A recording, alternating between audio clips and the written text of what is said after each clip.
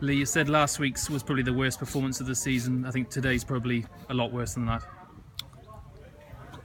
Well, it is because of the scoreline, but for me it was very similar. I just think York are a lot better than Crusaders, and that's the difference.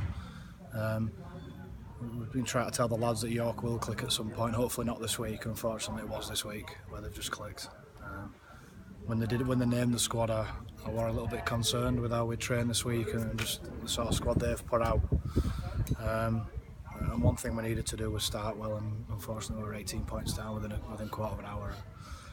I think the very first play of the game just set the tone for both teams, didn't it? And when your front row gets sort of driven back 10 metres over his own in goal, you probably sense what sort of afternoon it's going to be, and that was the case. Talking about that move, was slightly concerned that there was no kind of help for Harrison when he's getting dragged back. I mean, it seemed like the players were just kind of standing around waiting for Harrison to repel the kind of 4 or 5 York men, and that it did set the tone. And 18-0 down after 15 minutes. I mean, the game's almost gone then, hasn't it?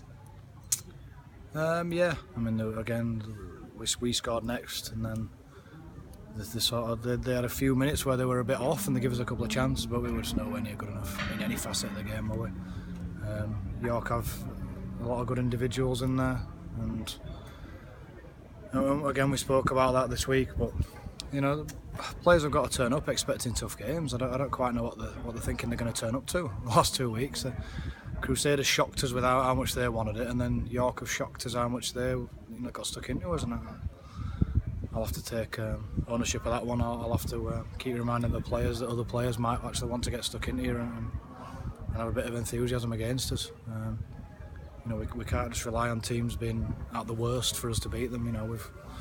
We've got to come and if that happens, that's a bonus. But we can't come with that mindset of thinking this is just going to be easy. Too many players for the last 2 weeks have just come with that attitude. Again, that's something we'll try and address. I've spoken many a time now over my time here. It's quite hard. It's quite hard to bring players in, and it's proving to be the case. I've resisted now for 2.5 years to want to go down the dual red route and having 5 lone players in. But when you see performances like that and having to endure, it does come across your mind, keep crossing your mind throughout the last 60 minutes. I'm thinking, right, do we need to go to that, or what the teams are doing and dual red just to get players in for short-term fixes? And it's something I'll have to have a good think about and speak to people behind the scenes about, because we can't just carry on with those sort of performances. So yeah, we'll see who's fit for next week, and then we'll take it from there.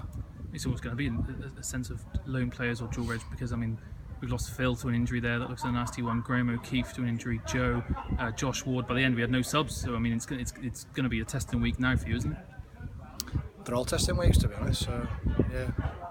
I mean, whoever comes in can't do much worse than what we've done today, so it might open up a few opportunities for some people to have a game, and then if they go well, they'll keep the spot. We have got a couple of players that can come in, not loads, but we have got a couple that can come in and get an opportunity.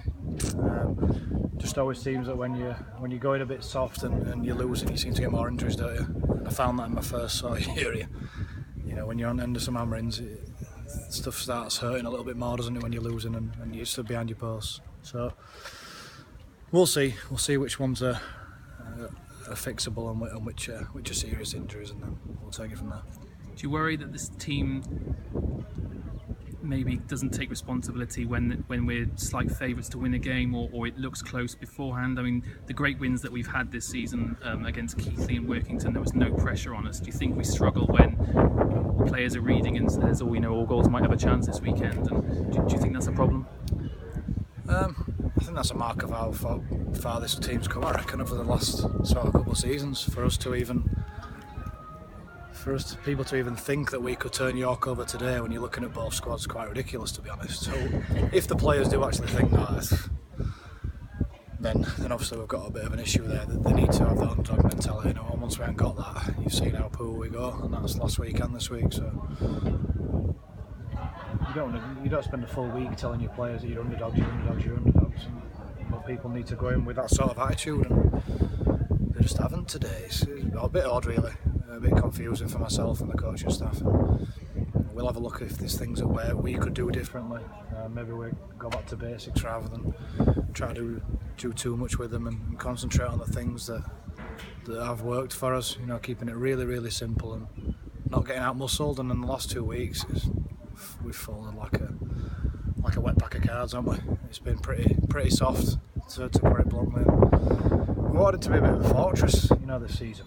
Make it a real difficult place to come, and it's been anything but the last couple of weeks. So again, that's disappointing, but we'll kick on.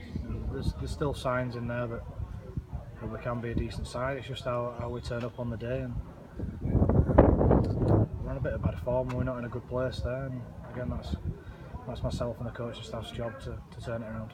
How hard do you think that's going to be? I mean, we built up a lot of momentum, back down a bit now. Big game against Crusaders. I mean, we played them twice already, and it's been two kind of, you know, close enough games. It's a real big one now. I know coaches don't like saying a game's a big game, but next week really is, isn't it? Yeah, it depends how we're looking at it, to be honest. I mean, have we lost a game that we were expected to realistically win before the start of the season? I don't think we have. The wins we have come up have again been total shocks. Should it really be a shock that York have beat us comfortably with the squad they've got? It shouldn't be, should it? So again, it's probably a mark of how far we've come a little bit, that people are actually seeing that as a bit of a surprise. We obviously don't want that result today, and we do want to run them close, but that's probably what should happen if we're being totally truthful. You know, when you're playing teams that are in Yorkshire and Lancashire, the player pool that they can get, just from the amateur ranks, is a lot stronger than what we can get from anywhere. We're a total mixed match of lads, and yeah, we had a good pre-season and started off reasonably well. But as it wears on, the squad strength's probably not there, and that's what all Southern teams are finding. Everyone's trying different ways to combat that.